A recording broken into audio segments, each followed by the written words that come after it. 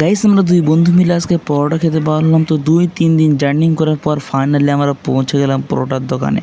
তো সেখানে গিয়ে আমাদেরকে দুজনার ডিম দিয়ে দেয় দুটো। তারপরে থেকে জাহিদ বসে বসে হাসছে। তারপর একটি বাচ্চা ছেলে হঠাৎ করে কোথা থেকে এসে আমাদেরকে পরোটা দিয়ে গেল। তো বাচ্চা ছেলেটা খুব সুন্দর পরোটা দিচ্ছিল। তারপর আমাদের তরকারিও এসে দিয়ে গেল বাচ্চা ছেলেটি।